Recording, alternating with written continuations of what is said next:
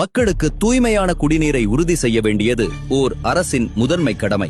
ஆனால் அதனை கூட நிறைவேற்ற இயலாத திமுக அரசால் தமிழகத்தின் பல பகுதிகளில் குடிநீரில் கழிவுநீர் கலந்து உயிரிழப்புகள் ஏற்படுவது தொடர்கதையாகி வருகிறது. பல்லாவரம் மற்றும் திருச்சி உறையூர் ஆகிய இரு இடங்களில் ஏற்பட்ட உயிரிழப்புகளை தொடர்ந்து தற்போது திருவள்ளூர் மாவட்டம் திருத்தணி கருளம்பாக்கம் காலனியில் கழிவுநீருடன் குடிநீர் கலந்ததால் அக்கிராமத்தைச் சேர்ந்த 20க்கும் மேற்பட்டோர் திருத்தணி அரசு மருத்துவமனை உள்ளிட்ட பல மருத்துவமனைகளில் தீவிர சிகிச்சை பெற்று வந்த நிலையில் அதில் ஏழுமலை மற்றும் திருமதி சுதா ஆகிய இருவரும் இன்று காலை இறந்து போனதாக மருத்துவர்கள் கூறிய நிலையில் சுதாவின் உடலை அவரது வீட்டுக்கு கொண்டு வந்த நிலையில் அவரின் உடலில் அசைவுகள் இருப்பதை கண்டு உடனடியாக மீண்டும் அவரை அத்திமாஞ்சரிப்பேட்டையில் உள்ள அரசு பொது மருத்துவமனையில் சிகிச்சைக்காக கொண்டு சென்ற நிலையில் அங்கு அவரை பரிசோதித்த மருத்துவர்கள் இறந்துவிட்டதாக தெரிவித்துள்ளனர். சுதாவின் இறப்பிற்கு காரணம் அரசின் அலட்சிய போக்குதான் என்று கூறி உறவினர்கள் மற்றும் பாஜகவினர் சோளிங்கர் பள்ளிப்பட்டு சாலையில் சாலை மறியலில் ஈடுபட்டனர். பல்லாவரம் மற்றும் திருச்சியில் நடந்த துயரச் சம்பவங்களில் இருந்து